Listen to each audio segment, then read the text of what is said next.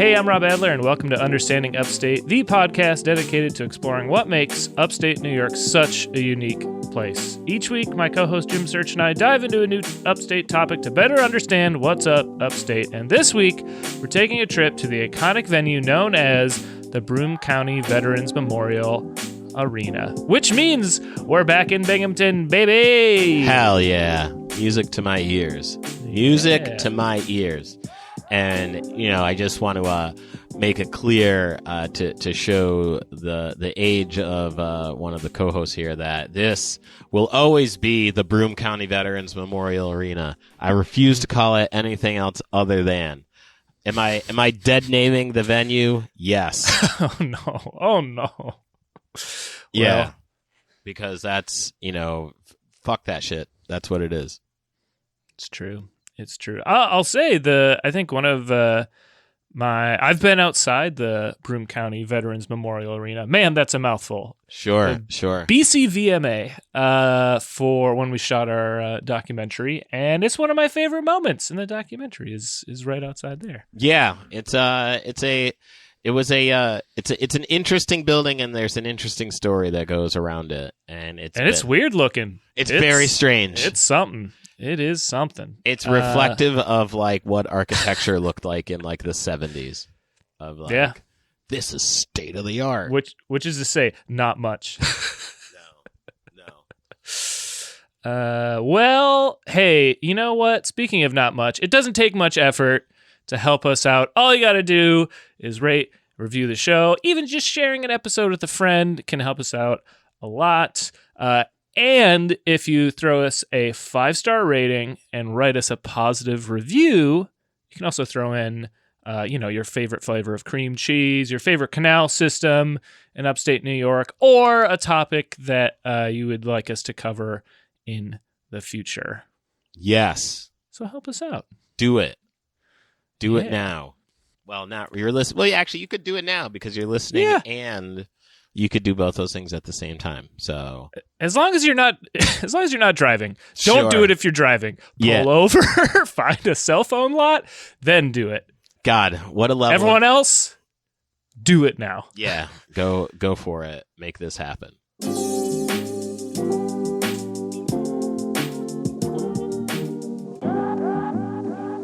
Visions Veterans Memorial Arena, formerly known and will forever be the Broome County Veterans Memorial Arena. And after that, it went to the Floyd L. Maines Veterans Memorial Arena. A lot of name changing. None of those is easier to say. It just gets more and more difficult. More and more syllables. See, but the thing is like, because like I grew up with the Broome County Veterans Memorial Arena, so like that to me is second nature. Yeah. Like I could understand why that might be a mouthful, but as a man of the Broome County area, there it is. It's like having the Hubert H. Humphrey Metrodome. Sure. Yep. There you go. I understand it. The Broome County Veterans Memorial Arena is a 7,200 seat multi-purpose arena in Binghamton, New York, which I can say as a kid, and you know how it's like one of those things where it's like when you're younger, everything is like 5 times the size of what you think it would be. Yeah. The arena was enormous. This was like the biggest fucking venue in the world. Now, as an adult, 7,200 seats. Sure. All right. Modest. Yeah. That's a stop on the way. So the arena was completed in 1973, providing an entertainment venue for residents of the greater Binghamton area. The arena has 8 luxury suites that hold 25 fans, 200 in total. Now, I have been in one of these luxury suites, okay? Ooh, I assume it's just every flavor of Speedy, just all everywhere. You've got Jenny on ice. Like it's you're living in the lap of luxury, I assume. Well, I'll say this, that again, this kind of comes back to what I was saying before about how like when I was younger to today, I remember like sneaking in there with my sister when I was like a kid. Hell and yeah. This was like this was like the lap of luxury. Like this, it was the most like opulent thing I'd ever seen in my life. I then, as I think I was in like my 20s, I went into one of these things and I was like, why are there stains on the carpet? Like that's what I remember of this in my 20s. Is like, ew, y'all ain't trying to change the carpets in this motherfucker. this place is gnarly. Yeah. But you know what? It's my kind of gnarly, baby. Yeah, there you go. A quick question. Sure. Is colloquially, if you're in the Southern Tier or Broome County region, are you just calling it the arena? Yes. It's kind of what. Okay, that's what I figured. Oh yeah, you call it the arena. Like, Yep. I'm going to a concert at the arena. Oh, the basketball game is at the arena. Because there's only one arena. Right. In the greater Binghamton area. So, a longtime home to minor league hockey, the arena is home to the Binghamton Black Bears of the Federal Prospect Hockey League. And we're going to talk a lot about the myriad of hockey teams that have floated through the arena. So, a little history, a little backstory, right, of the arena. Now, this space, right, I have seen my fair share of basketball games as a kid, right, because like Binghamton High School would play there in championship games. I was going to say, they didn't play there all the time, right? No.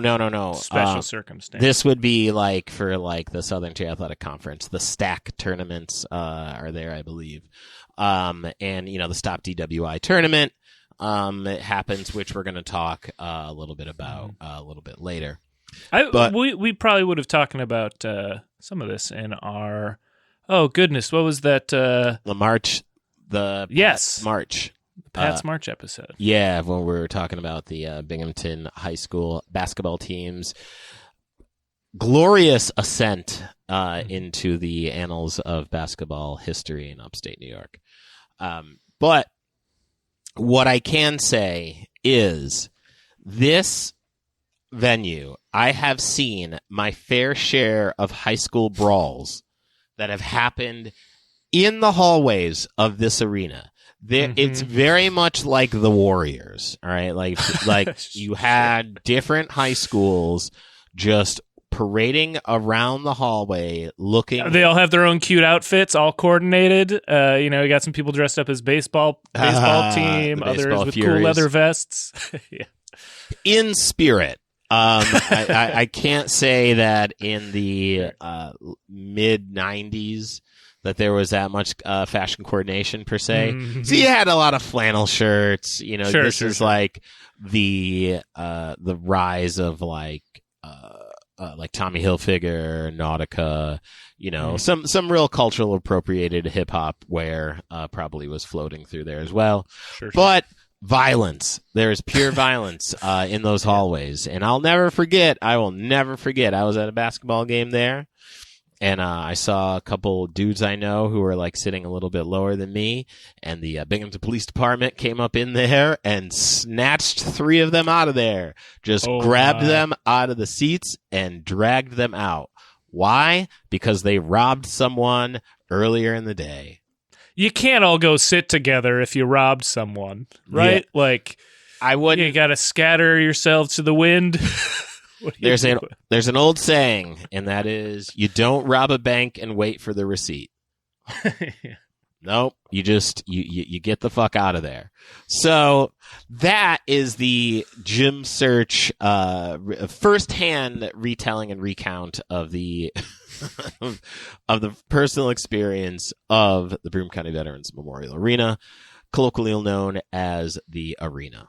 So we'll get into the official, what you could look up. You can't look this up. You couldn't look those stories up. I just told you. Now you can. Now you can. Well, now you can. Yeah, now you can listen to it. But before this, you could look up what I'm about to read. In the 1960s, the city of Binghamton started planning a number of urban renewal projects to revitalize the urban core, collectively known as Project One. Based on the recommendations of a citizen committee, city and county leaders included a proposal as part of Project One to construct a downtown cultural complex. The proposed complex would consist of 2 buildings, a multi-purpose Veterans Memorial Auditorium and a performing arts center. And when I read this, I was like, where the fuck is the performing arts center? Because I ain't see it. But I'm going to tell you what happened. A nationwide design competition for the complex, at the time referred to as the Broome County Cultural Center, was held, and Elsbani, Logan, and Servin, ELS, as they will be known from here on out, were selected as the winners in November of 67. ELS was formed specifically to enter the competition. Oh, that's thoughtful. And it since had become a nationally recognized architectural firm.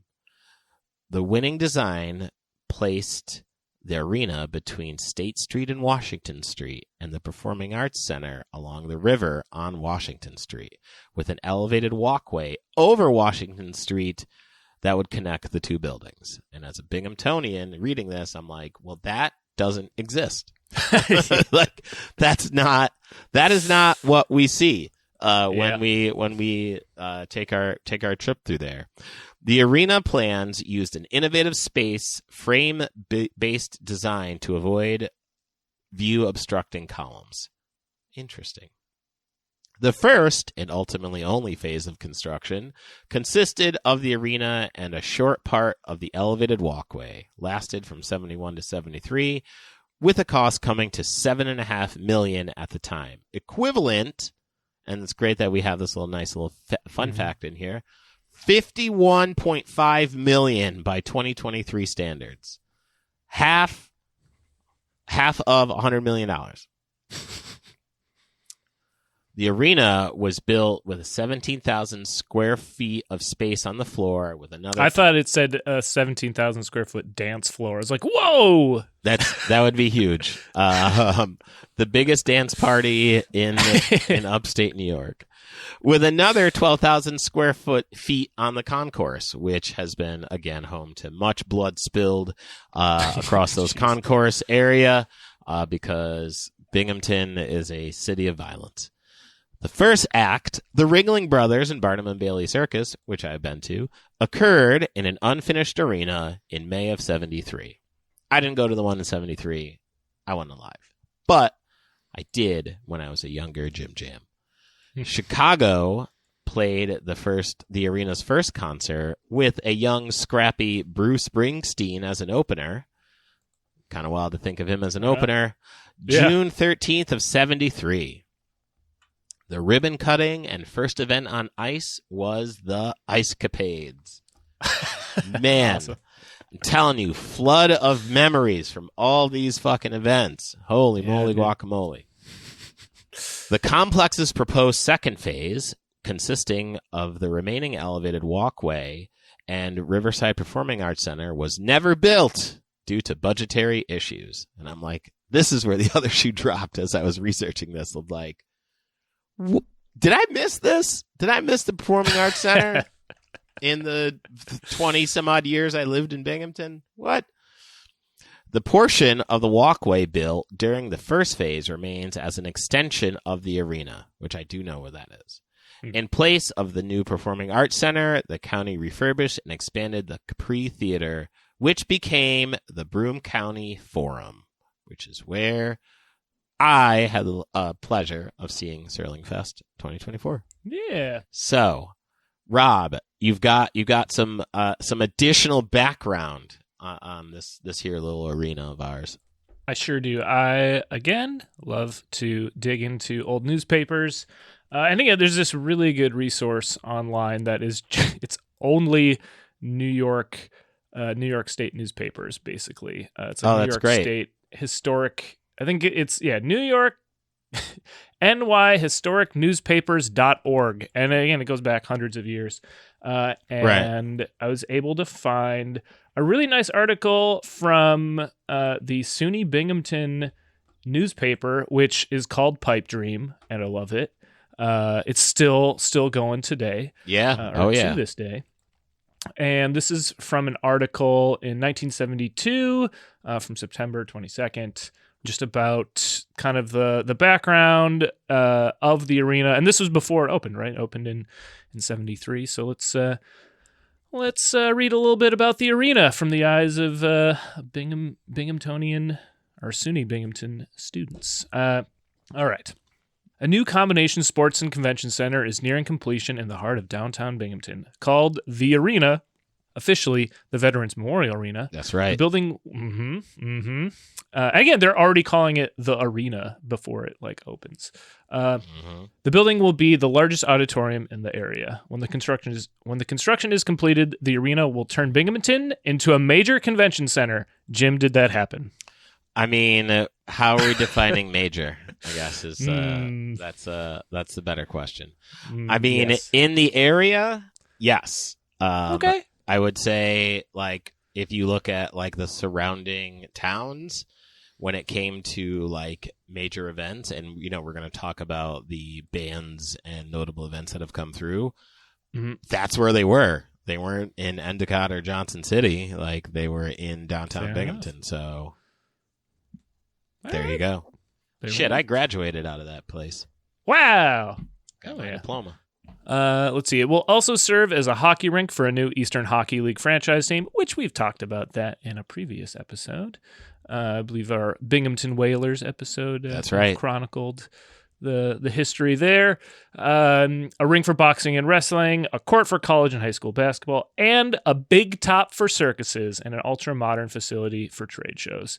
A lavish new Treadway Inn has been built in anticipation of the convention business the arena will attract. A modernistic government plaza with city, county, and state office buildings and 2 sleek new banks. 2 banks! Sure. Marine Midland and First City National will be located adjacent to the arena. Pedestrian walkways will connect the buildings. Charles Theokas has been appointed manager of the arena. Theokas has been involved in sports and sports management all his life. His experience includes playing offensive center on several pro football teams. Okay. Tell us which ones. Goddamn. Although his job includes coordinating all the arena activities, he feels that relating the arena to the public is his most important responsibility. There were real solid factions, both anti and pro arena, when I came here, recalls Theokas. And we're gonna find out a little bit more about Theokas a little bit later too. Yeah, I was gonna say that's a name I remember reading. File it for later, folks. Okay, there we go. We're leaving some breadcrumbs. So some even a little bit more backstory on it too. So this is getting into the history of it. Ironically, the idea for the forward-looking cubist arena, which I don't know if we've accurately described what it looks like, but it's kind of weird. It looks very 1980s sci-fi movie. Yes. That's a very apt description. It looks like it's was used in Total Recall, right? Right. It's funky looking. It's cool. it's very it's what, and again, for the time, that is what they thought would be the future of architecture, is what was built right there. Just this is the modern, this is what buildings will look like forever. And it's well, compared to the Staples Center, this might be a little bit different. But anyway, I digress. The proposed forward-looking arena was proposed 26 years prior, to 1972. After World War II, there was a flurry of patriotic activity in American cities, which resulted in the building of many stadiums and auditoriums memorializing veterans. A local citizens group proposed in 1946 a Veterans Memorial Auditorium for Binghamton. The proposal was adopted by the city, and about $75,000 was donated by citizens in order to build the auditorium. Various disagreements caused the proposal to be shelved. Then in the early 60s, a new citizens group was appointed by Broome County to restudy the auditorium. The arena had its ups and downs, noted Theokas, but the Citizens Committee helped to keep the idea alive, and in 67, they approved building the arena. this next part just kind of goes into stuff we talked a little bit about, just with the different design firms that they consulted, and so we'll skip ahead a little bit here.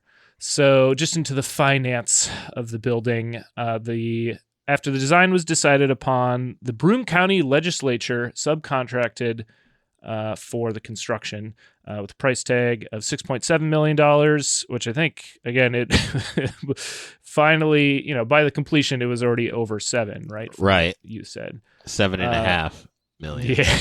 Yeah.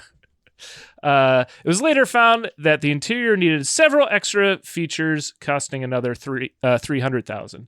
The arena could have been built for fewer dollars, explained Theokas. It could probably have been built for, say, $2 million less, but at that price, it wouldn't have had the aesthetics of this arena. That's right. Nothing but the best for the 607, baby. There you go. A fund drive collected the extra $300,000 needed, with donations ranging from 5 to one of 100,000. So they're just like, hey, we're a little short. City, we're gonna have a GoFundMe. we gotta pay these contractors. Oh man, that's wild. This success in acquiring donations is indicative of the extent to which the Binghamton community favors the arena project.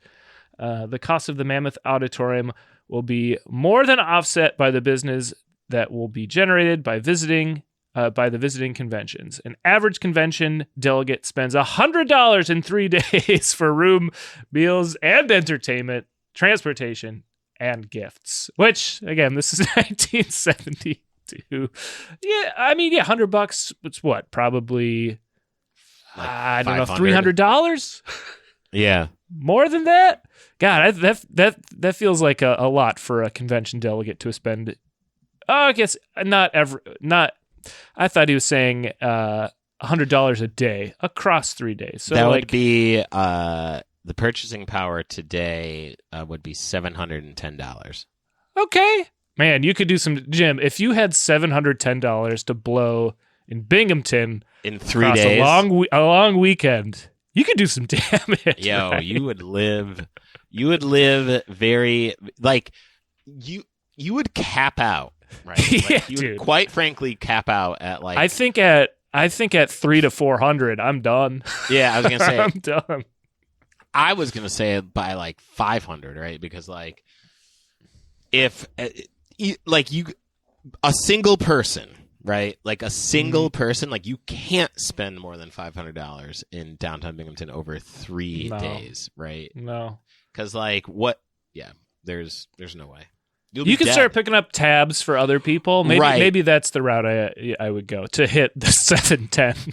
Yeah, like I'm telling you, man, if I had $700 across 3 days in downtown Binghamton, some other people are gonna be living because I'm just gonna be like, well, yeah, I have to like if it's like Brewster's Millions, I think was that the movie where it's like you have to spend like $1 million and you got to do it. Yeah, like. Yeah, I'd be like, all right, well, I'm getting every box at the Veterans Memorial Arena. Sure. Fighting all my friends, all 200 of my friends. Yeah. It's going to be good. We're going up, baby. Going up.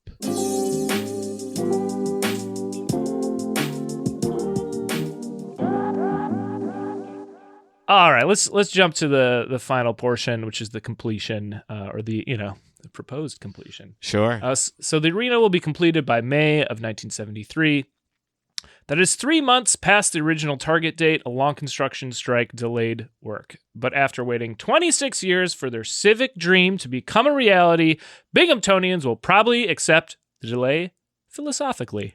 Binghamtonians are very philosophical people, as I've come to understand. That's right.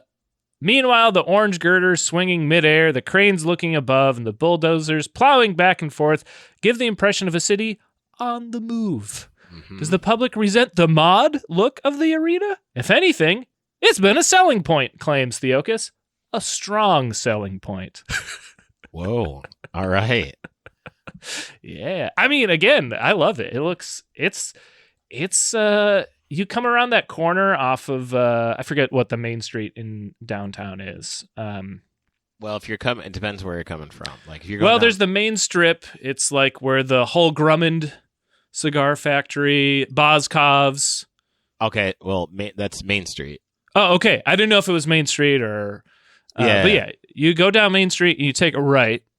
And you walk down a few blocks and then you'll hit Veterans Memorial, right? Like, yeah, great memory. Looks, I do okay. It's in stark contrast to like the downtown buildings, right? Like there's not much that looks like it. Well, because anywhere, because like most of downtown is like pre-war, like buildings, right? So then like you have the Broome County Veterans Memorial Arena, right there, and in all of its majestic glory. Yeah, put some damn respect on it. It's something. No, it caught me by surprise when we rounded the corner and walked down there. I was like, oh, this is different. This is new. Speaking of something different, there was a name change, as Jim has mentioned. It was announced on August 14th, 2020, that the arena would be renamed the Visions Veterans Memorial Arena, effective January 1st, 2021. Which, in Jim's words, is complete bullshit. And I'll second those words. The Visions Federal Credit Union took over naming rights from the Maines family, who chose to not renew their contract. Also, bullshit. Jim. Yes. I wanted to figure out just who the Visions Federal Credit Union was, so I did a little digging. I went to their website, and first I had to figure out it was a credit union. I was like, what the hell is Visions? It kind of sounds like a rehab facility, if anything, right? Yeah. So I learned it was a federal credit union. I was like, all right. So I went to their website, and this is on their About Us portion. We don't want to bore you with our entire 50-plus year history, humble brag there, but our beginnings are pretty cool. All right. Visions was founded by 8 IBM workers and $40. That's right. $5 little each in 1966 became more than $5.5 billion in assets today. And then there's a little picture of New York, Pennsylvania, and Jersey with a star kind of smack dab where Binghamton would be. So I think it either started in Binghamton or very close to Binghamton. And it's despite it being a Broome County original, the reviews are in and they are not good. No, get ready. There's some Yelp reviews. My favorite one, however, comes from depositaccounts.com, which is run by Lending Tree, which I think is just a place to review banks and financial institutions, with the title. This is all caps. The title's all caps. The comment / review is also all caps. Title: Run, Run, Run. This is from January 27, 2024. And I'll tell you, the 1-star reviews go back years and years. And I was like, maybe this is just like, I first was on Yelp. It's like this, Yelp's it's kind of a toxic place. It's like, sure, let's cast a wider net. I don't know. I don't know. But here's the review from Jill. Do not open an account here. They have a chick there named Mackenzie who is a manager and thinks she's God. Which is such a Binghamton way of describing someone. Oh, you must think you're God or something. It had, yes. And this is why I chose it. It had such a character to it. She doesn't tell you and proceeds to lock your account and leaves for the weekend with no reason. So you can't talk to anyone or get access until Monday. Fire her today. Oh my God, Jill Ford is white hot. Yeah, dude. She is less than fucking pleased. I'd love to see the other reviews because I bet they're just as fucking entertaining. They're not great. They're not great. But but great for entertainment, right? Like they're it's kind of like we're laughing but not for the reasons you'd like us to. Others get into the minutia of like I am not leasing this car anymore. Why are you charging me money? They're not as fun. They're a little more right. Yeah. This one is Yes. really fun because I fun. can hear a Binghamtonian. Mackenzie thinks she's God or something. Oh my God. Incredible. Incredible. Yeah. Well, speaking of incredible things, we got to talk about some sports that happened. Sure. At The old Veterans Memorial Arena. As I was alluding to at the top, man, there has been quite a bit of sports teams that have floated through the arena, and we're going to, of course, talk about the Broome Dusters, who are of the North American Hockey League, were the building's first full-time tenant. After a tepid year of support, the Dusters drew many sellouts, and the community's passion for the team led the Hockey News to declare Binghamton as Hockeytown, USA. Oh my God! Woo! I don't think we uncovered that. Yeah. It's Binghamton's been called a lot of things, but Hockeytown is now added to it. There you go. The Broome Dusters became the Binghamton Dusters in '77 and moved into the American Hockey League, the AHL. The franchise went through several name changes, becoming the Whalers and then the Rangers before it relocated to Hartford, Connecticut in '97. The Rangers were replaced by the BC Icemen of the United Hockey League for 5 seasons. The AHL returned in 2002 with the Binghamton Senators, who are affiliated with the Ottawa Senators of the NHL. The arena and the Senators hosted the 2008 AHL All-Star Classic. Wow. With a skills contest and game broadcast on consecutive nights on live TV across the United States and Canada. Goddamn right. You love to hear it. How about that? In 2017, the Senators were replaced with the New Jersey Devils affiliate, the Binghamton Devils. I've run into a few in my day. In 2020, the Binghamton Devils temporarily relocated to New Jersey during the COVID-19 pandemic, causing a disagreement with the arena's operators. The Devils AHL franchise was then relocated as the Utica Comets before the 2021-22 season.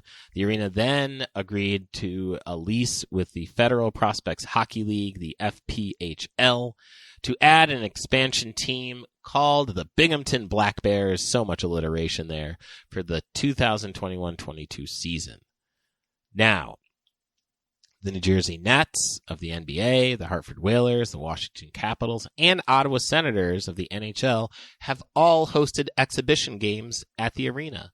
I didn't know the Nets were there. That's wild. Cool. Yeah. Each December, the arena plays host to the Stop DWI Holiday Classic, and I have a lot of stories of this. This is a high school basketball tournament, okay? Again, a real mouthful. Stop DWI Holiday Classic. There it is. At the Veterans Memorial Arena. From 92 to 2014, the Classic included a national bracket and was considered to be one of the premier high school basketball tournaments in the United States. And I can attest to that. There have been plenty NBA stars who have floated through the Stop DWI tournament. What's his name? Oh God, he used to play for the. Oh my gosh, he was married to the Kardashians. Lamar Odom. There it is. Oh, okay. Holy shit, Lamar Odom. Lamar Odom played. He played in Queens, I believe, in high school, and then came up here, and like Binghamton. So Binghamton High School has like a. They're already in the tournament as the host team. Mm-hmm. So they're not playing to get into the tournament. So They're just there. Now, as you may be new to this podcast, but I love Binghamton very much. Okay. But I can say this is that the basketball teams that would go up against the Lamar Odoms of the world and the Christ the King basketball teams that came through New York City, let's just say there was a sincere mismatch. This dude I went to high school with, Kevin, He was like the point guard. He's probably a little bit shorter than me, so that makes him like 5'8", man. He had to guard Lamar Odom, and Lamar Odom is 6'10". Yeah, so that's rough. This was not fair. And there was just all those stories, right? Because you would have just kids from New York who this is like the mecca of high school basketball, going up to the Stop DWI tournament and just smoking everybody, right?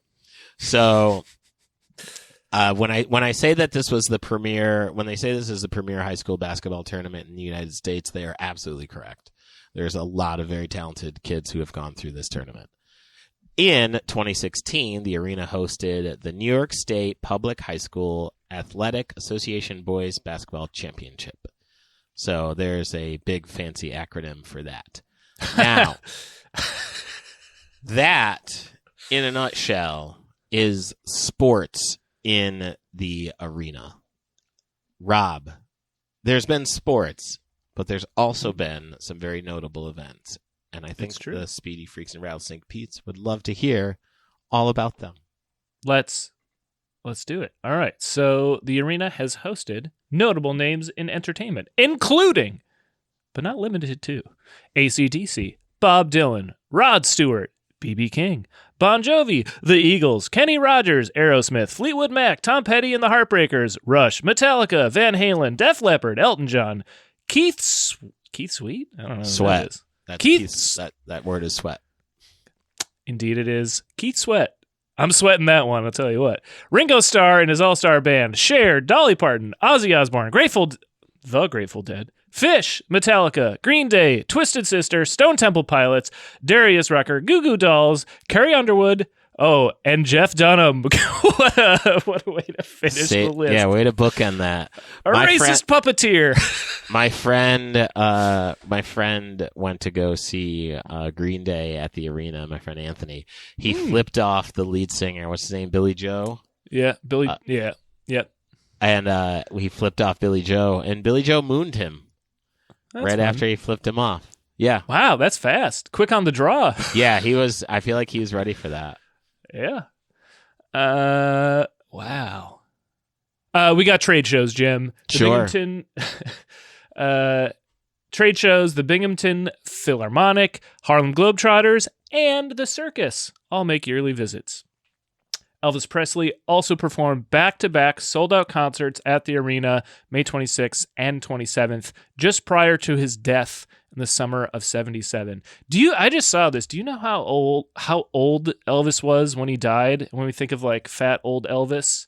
I bet you it's probably like, as you say that, because it feels like a little bit of a loaded question. He was like 38 or something. 42. Yeah, 42. Exactly. I fucking knew it. Not old. Not old. I am 43. I have outlived Elvis Presley. Hey, good job. As far as age goes. There you go. No, your legacy will endure. I mean, I hope so. That's true. I want it to. All right. So speaking of enduring legacies, the Grateful Dead performed at the arena on November 6th, also in 1977. Then May 9th in 1979, April 12th in 1983, and the 1977 concert.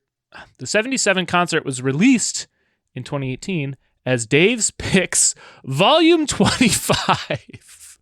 That sounds about right. There you go.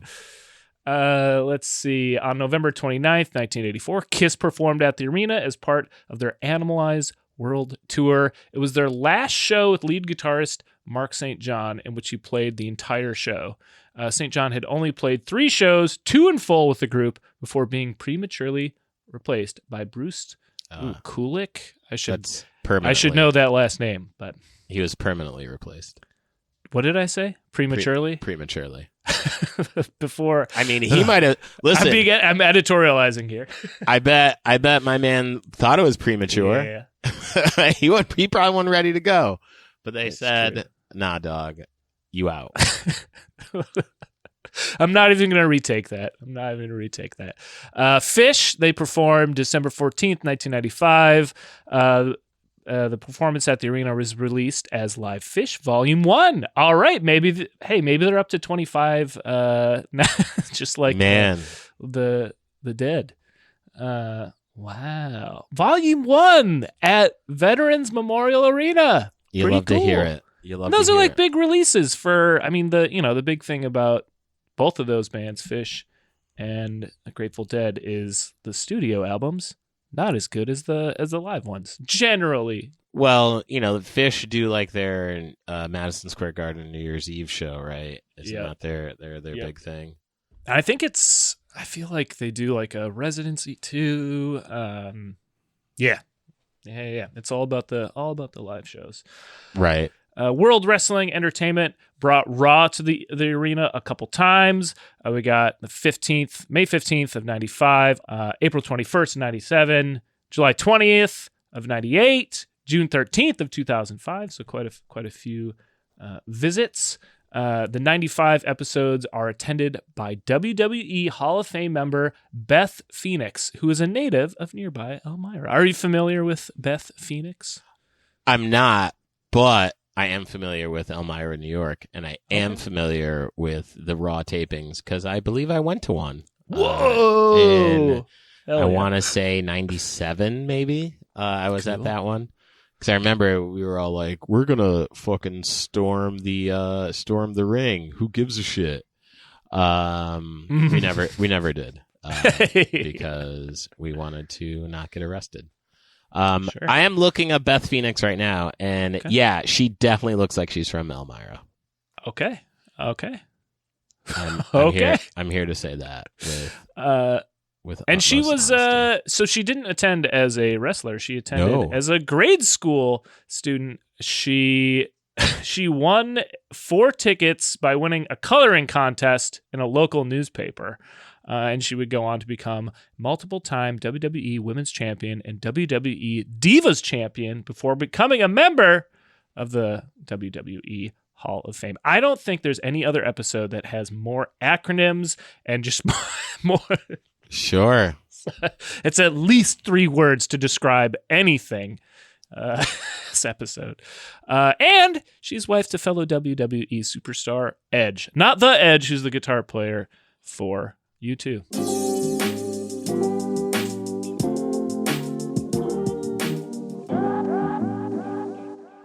All right, 1997. There was an episode of Raw after In Your House 14, Revenge of the Taker. I assume that means The Undertaker. Yeah. The 98 episode was the Raw before Fully Loaded In Your House. The 2005 episode was the Raw after the inaugural ECW One Night Stand pay-per-view. So it sounds like it was a lot of Raw presentations just after important ones. Is that am I like Binghamton? I'm telling you, like Binghamton is like the perfect town for like professional wrestling. Like sure. You have just like so many just like blue collar motherfuckers surrounding the area. There's like, shit, the WWE's coming to town. We got to get down to the arena, man. I fucking love Edge. Fucking love the Taker. Sure. You know, wasn't there a wrestler at Speedy Fest? Wasn't that? I feel like I'm remembering probably. That correctly. I mean, I'm not like they always get some like fucking D-lister or like just some random wrestler that's gonna, like sure. sign a picture for like $50 or whatever and sling some merch and shit. Yep. We should all be so lucky. Hey, maybe it'll be random D-lister Upstate podcasters next Speedy Fest. All right. In 2000, February 1st, World Championship Wrestling taped an episode of WCW Thunder that was aired the following evening. Man, there's such a wealth of things for you to watch if you just want to experience or listen to, right, from all the music. If you just want to experience a little bit of the Veterans Memorial Arena. Finally, March 3rd, 2012, the arena was set to host the New York State section for Class D basketball championship games. The girls' championship game featured the South Courtright Rams and the Worcester Wolverines, 2 state-ranked teams. However, before the game, a transformer outside of the arena malfunctioned, causing the entire arena to lose power. Whoops. You got to have backup generators, man. What are we doing? Fans were stranded both inside the concourse and outside the arena while crews worked to fix the issue. Oh, I'm leaving. After a 2-hour delay, power was restored and the games were played. South Courtright would go on to win the Section 4 title by a score of 43-38. Man, I can't imagine being stuck in a pitch black arena for 2 hours. Yeah, me either, because I would be leaving. I'm out. It's pitch black. You can't see. You're gonna try and get. It's 2012. We don't have flashlights on our. Well, I guess iPhones existed in 2012, right? Oh, you might be underestimating my ability to get the fuck out of a building, because nah, dog, that ain't it. Fair enough. All right, and now for the final, most notable, I think perhaps would-be performance. We're going to talk a little bit about Alice Cooper. Yeah, you remember Jim, that old Charles Theokas we were talking about? I do remember him. This is where Charles comes back. So arena manager Charles Theokas, in his capacity to draw people into the facility, had booked Alice Cooper to perform on December 29th, 1973. Just after Christmas and approaching New Year, the concert was certain to pull in a large crowd. I mean, I feel like that's a tough... I don't know, man. That's that week between Christmas and New Year's, that's got to be a tough week to draw any crowd. But hey, I'm not the manager for the Veterans Memorial Arena. What do I know? Before the arrival of the band, however, there was uncertainty that this group's performance would be suitable for Broome County. After all, Alice Cooper was known to perform shock rock with the use of mutilated dolls, snakes, and a pseudo-guillotine. He had a lot of stagecraft, right? Right. Still has a lot of stagecraft. The board of the arena, concerned over this performance, went to view his show while Cooper was performing in Syracuse. I mean, if it's good enough for Syracuse, come on, Binghamton. What are we doing? Right. While split over the act's concert and its appropriateness, the majority ruled that Alice Cooper was not suitable for Broome County, and the concert was canceled. Uh-oh. Less rising the stock of Alice Cooper. Like, if people go to your concert like, this is not suitable for Broome County, you got some cool points from me. Sure. Anyway, the band's manager was not concerned over the loss of the money that would have been made at the arena. He booked the concert for Utica for the same day, and the concert went on without incident. Wild. Wild. They said, all right, then, look, on to Utica, bitch. Yeah. Yeah. In 1975, the board of the Broome Arena once again looked at Cooper. He had gone solo, and his concert was a theme-based event built around his album, Welcome to My Nightmare.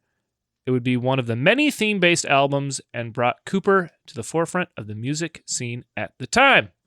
Many of the board had to admit that his film, which was rated PG, they're also in 75, we didn't have PG-13. So, like, Poltergeist is rated PG and a man's face melts off. Right. I digress. Was not as bad as they imagined, even if it was not something they liked.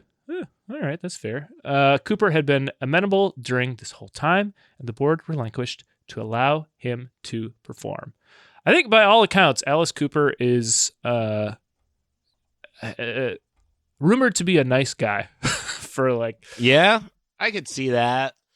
I mean, there's some real like shred lords that like are on stage and are just fucking wild as fuck, and then off stage are just as nice as could he's be. Like a theater nerd. He's like literally is in it for like the theater of it. Again, he does all these. He's got all these props. He's got giant skeletons on stage. He's just a theater nerd with a little bit more makeup on. Sure. All right. Speaking of nerds, this nerd made a stupid game for you, Jim. Are you ready for... Because I know after last week's great game, that the Speedy Freaks and Rattlesnake Pete's have been clamoring for another edition. Are you ready for it? Yeah, let's go. Let's do it. All right, this game is called the VMA Awards, and it's because when I Googled Veterans Memorial Arena, I found that there are, in fact, 2 in the United States. One located in Binghamton, New York, as we've discussed, and another located in Jacksonville, Florida. So we're going to pit the 2 towns against each other in a quiz, and the questions for this quiz have purely been sourced from Googling Binghamton versus Jacksonville. Also, don't look at the document because it has the answers on them. Get out of there. I just saw you highlight it. I'm out. All right. I didn't touch it. I promise. I believe you. If you answer 2 out of the 4 questions correctly, you will win $5 that may only be invested at the Visions Credit Union. Oh, no. I'll never see it if I win. But that could, in 50 years, turn into several billion dollars. Several billion? Can you imagine that? I'm fucking 93 years old and a billionaire. That is a Faustian deal if I've ever heard of one. All right. So my first hit when I Googled Jacksonville versus Binghamton pulled up an actual sporting event. And was from February 10th, 2024 of this year. The Binghamton University Bearcats men's lacrosse team faced the Jacksonville University Dolphins for the very first time, and I think the only time. The final score came down to 9-8. This was played in Maryland, so it wasn't a home game for either team. At Tierney Field. Simple A-B. Who do you think won? Oh, Binghamton. Binghamton or Jacksonville? I'm always gonna go Binghamton. So I know. Jim, I'm sad to say it was Jacksonville. Jacksonville came out on top.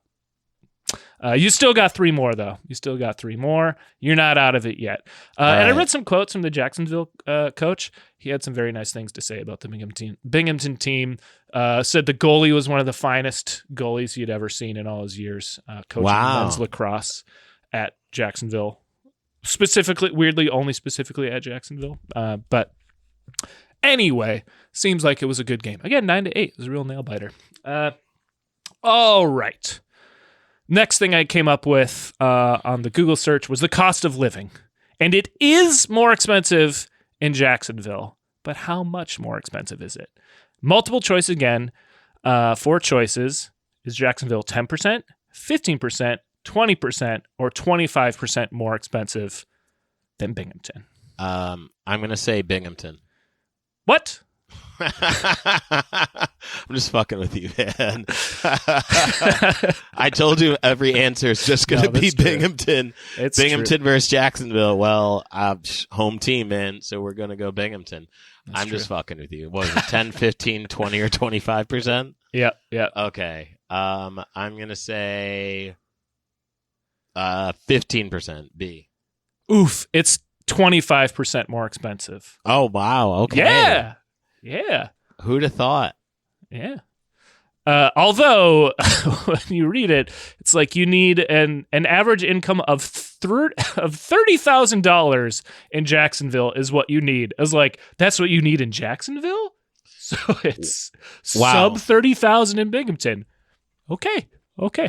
Well, given that you can rent like a 1-bedroom in Binghamton for like $400.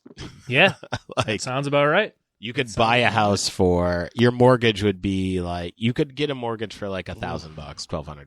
So well, before I start crying, let's go to question 3. All right, Jim, you're looking to get away from chilly upstate New York. It's winter, okay. Winter's coming. Snowfall is going to happen any day now. And you book yourself a round-trip flight from Binghamton, New York to Jacksonville, Florida. What is the cheapest available round-trip ticket from BGM, which is Greater Binghamton Airport, to JAX, Jacksonville International, which, of course, has layovers in Detroit and Atlanta? We've got $75, $275, $475, $675. I'm going to say $475. Oh, Jim! $275. Really Oh. reasonable. That is pretty reasonable. I was surprised. Multiple layovers, but That's what threw me was the multiple layovers. To be honest, I knew it wasn't 75. That's insane.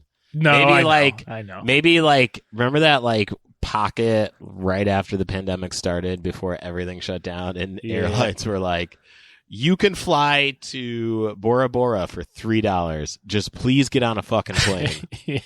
Please get on a plane. Yeah. All right, Jim, I'm pulling an audible here, and I'll tell you what. If you can get this one's for all the marbles. You get. Oh wow. Okay. I'm gonna have to lower the prize amount to $4, but if you get it, this is it. Okay, so I looked up the event schedules for both VMA Veteran Memorials arenas. And aside from they both have a shit ton of hockey, and I weirdly enough, the next hockey game in Jacksonville is the local Jacksonville team against an Adirondack team. So there's pretty cool. I was surprised to see that.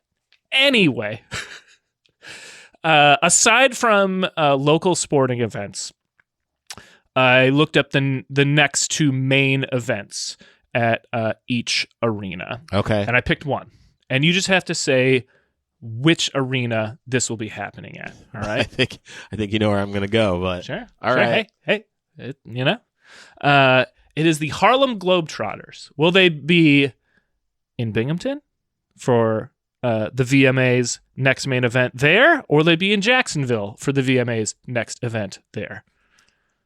As I said at the top, man, it's Binghamton. It's Binghamton versus everyone. So Well, I'm going Binghamton.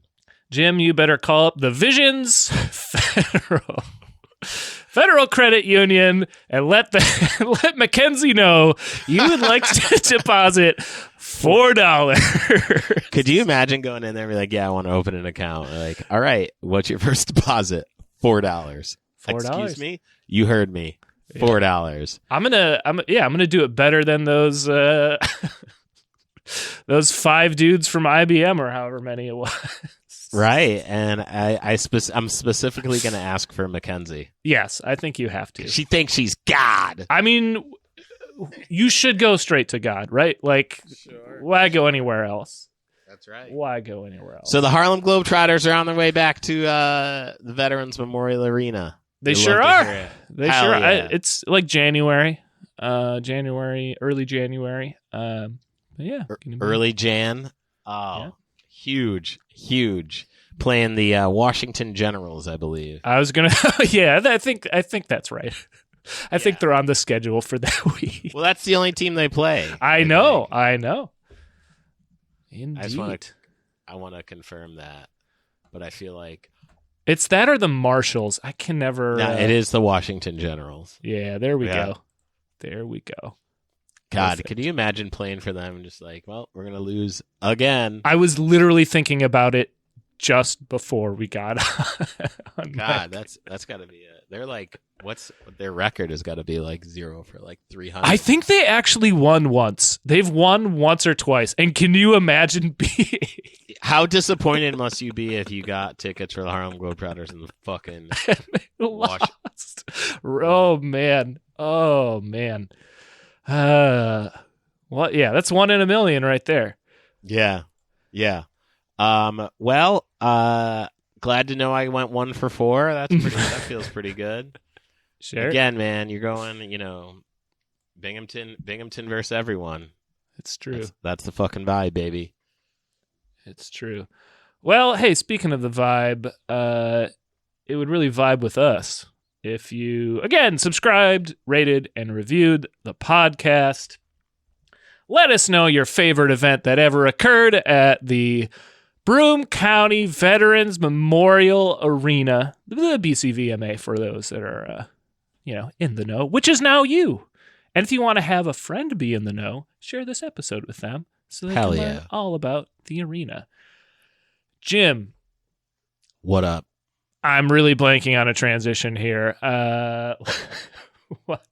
Hey, look, while our Speedy Freaks and Rattlesnake Pete's are waiting for the basketball tournament to start and the power has gone out and they're sitting in the dark for 2 hours, what are some things that they could maybe listen to while they wait for the Transformers to come on? Hey, look, it's 2024, at the time of this recording. They can have something on their phone and they can sit there and listen to it while they, patiently wait. As they sit for 2 hours. Well, here's the thing. If you're going to be there for 2 hours, you could listen to my album, Upstate Understandings, on repeat. You could listen to it over and over again, and that'd be great for you to do it. You go to jimsearch.bandcamp.com, and then you buy a copy of that album. Then you could also you could go on any digital streaming platform. Wherever you get music, wherever you get any sort of sounds coming out of your phone, you can find my album there. And I'd even take it a step further and say that if you were listening to Sirius XM there because you're just like, you know what, I go to outer space with my shit. Sure. You tune in the Pure Comedy Station, Channel 98, you very well could hear me. It's crazy. I know. I feel the same way. Now, you're a big fan of me. You like what's coming out of my dumb face, and you're like, well, I want more. How do I find it? Well, you go to jimsearchcomedy.com. That is a good place to see any sort of show dates and things like that. If you're going to be in the New York City area, you love 90s hip hop, come on out to Beer Wax on November 26th at 7:00 because you're going to have some really fun hip hop trivia on deck. Money Mike will be spinning. It's going to be a great time, so come on out for that. And follow me on all social media at Jim Search. I'm not on Twitter anymore. I'm on Blue Sky. I left that for you crazy people who just want to fight. I'm on that. I'm no longer on that. Go to Blue Sky if you need me. Facebook and Instagram is all Jim Search. And you know what? That's what I got for you, Rob. They've bought a copy of my album. They're gonna come to hip hop trivia. They're searchaholic through and through, but they still want more. Mm-hmm. Can you help them out? Jim, I sure can. Let's just say you're doing some banking. You opened up your banking app and you've realized that Mackenzie has closed your card yet again, and it's 6 p.m. on Friday. She's not going to be in until at least 10 a.m. on Monday. You're screwed, right? Yep. However, you got a little bit of money in your PayPal account. You got like $15 in there. It's just sitting there. You never did anything with it. So what you're going to do is you're going to head to brooklynfrequency.bandcamp.com and you're going to grab my album. It's going to get you through the whole weekend. It's called New York Sticky. It's a great instrumental album. You can listen to it while you do the dishes, while you write angry Yelp reviews about a federal credit union. Whatever. So go. However you need to get it done, man. It's true. So go pick that up. Also, again, we feature the Veterans Memorial Arena in our documentary, Understanding Upstate. That's what it's called, right? Again, everything just has the same name, and I forget what is what. But we have a documentary that's behind the scenes look at the making of Jim's album. We've talked about it a lot, but we do go to Binghamton in it. And again, we've got a portion that is just outside the Veterans Memorial Arena. I believe there's also a panoramic shot that has it in the background as well. Yeah. So go check that out. Links in the description. You can see the arena, and Jim even talks about it too a little bit. Jim, speaking of talking about things, what are we going to be talking about next week? Well, let me tell you something, man. Next week is going to be fucking loaded. That's all I got for you, man. That shit's going to be loaded the fuck up. You're going to love it, too. Trust that. I'm excited. I'm real excited. While I'm excited for that, the sheer terror of having not figured out a closing transition for this week has yet again struck me. Oh, no. Jim, I spent so much time coming up with that really, really stupid closing game that... But you know what? You put a lot of effort into it. Don't you dare. Did I? I'm not going to let you... You did some research, and I'm not going to let you talk yourself down like that. That's true. No way. It's true. Oh, man. Well, hey, Jim, Again, all I have to do is come up with one pun that involves the word up to close us out, and I got it. Here it is. Jim, I gotta pull up Ticketmaster.com so I can get some Harlem Globetrotters tickets for the Veterans Memorial Arena in January. So I gotta get on out of here. You love it. You love to hear it. You love to hear it.